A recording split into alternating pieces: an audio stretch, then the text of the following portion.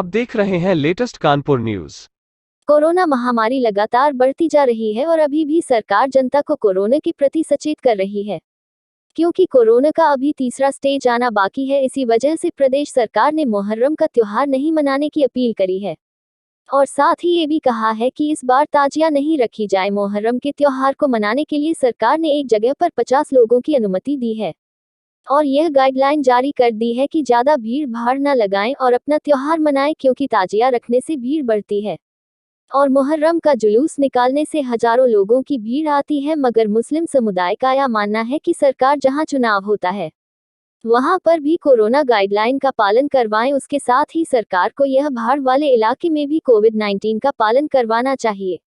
उन्होंने यही कहा कि मुस्लिम समुदाय कोरोना का पालन करता है, इसी वजह से पिछली बार भी त्योहार को नहीं मनाया गया था और इस बार भी त्योहार नहीं मनाया जाए। मगर सरकार शिया और सुन्नी को लेकर के गलत बयानबाजी ना करे, जिससे कि धार्मिक उन्माद ना पैदा हो।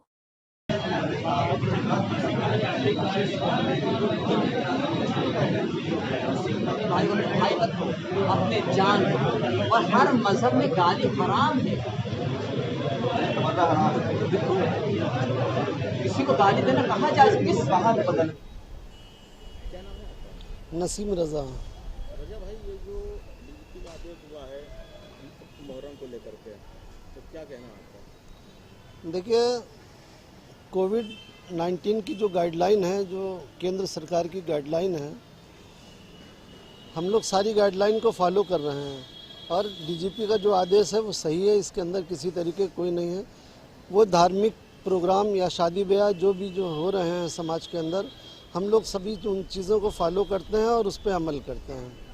तो जब हम लोगों ने मस्जिद में नमाज़ें नहीं पढ़ी हैं, रमज़ान हम लोगों का गुजर गया, मुहर्रम भी अगर हमारा शांतिपूर्वक इसी तरीके से कोविड के गाइडलाइन को हम लोग जो तीसरी वेव आ रही है, जो कि बहुत ख़राब है, जो डेल्टा वेरिएंट है, ये बहुत ख़तरनाक है। तो मेडिकली ये चीज़ जो है बिल्कुल सही है और इस चीज़ को फॉलो करना चाहिए, भीड़ भाड़ से बचना चाहिए। लेकिन सरकार जो है, सरकार का जो मैनेजमेंट है, जिस तरीके से है, सरकार जो है मार्केटों को जिस तरीके से भीड़ भाड़ लग रही है तमाम बाज़ारों में हो रहा है, ये नहीं होना चाहिए। जहाँ धार्मिक चीज़ों को आप वो कर रहे हैं, बंद कर रहे हैं, शिक्षा के क्षेत्र में आप जो है बच्चों को एजुकेशन में पढ़ने के लिए नहीं देने चाह रहे हैं, आप उनको जो है अल्टरनेट डेज में आप बुलाइए, जो है इवन एंड ओड के नंबर में आप उनको बुलाइए, जिससे जो है समाज की बेहतरी हो सके। एजुकेशन का जो दायरा है वो बढ़ाना चाहिए, क्योंकि बच्चों का भविष्य खराब हो रहा है और कोविड गाइडलाइन को फॉलो करते हुए सारी चीज़ों को बुलाना चाहिए। मैं अनिल सोनकर, समाजवादी पार्टी का। इस बार सरकार ने जो गाइडलाइन पेश करी है कि जो भी मुहर्रम के जुलूस नहीं निकलेंगे, ताजिया नहीं रखी जाएगी, तो इसमें धार्मिक उन्माद में क्या लगता है आपको? क्या देखिए, सबसे पहली बात तो ये है कि जिनकी मनसा साफ नहीं है तो उनके वर्जन भी साफ नहीं हो सकते। कोविड वैश्विक बीमारी है और इसकी जो गाइडलाइन है, ये हिंदुस्तान का प्रत्येक नागरिक अपने अपने हिसाब से उसका पालन कर रहा है। लेकिन जिन लोगों ने इस चीज़ के लिए जनता में इसका इम्प्लीमेंटेशन का जो एक फरमान जारी कर रहे हैं, मैं उनसे पूछना चाहता हूँ कि कोविड तो पिछले 1.5 सालों से इस देश के अंदर है। पश्चिम बंगाल का चुनाव होता है, देश के प्रधानमंत्री और गृह मंत्री जा कर के वहाँ पर वर्चुअल मीटिंग करते हैं जिसमें हज़ारों लोग होते हैं, तो वो भी तो कोविड का पालन करें।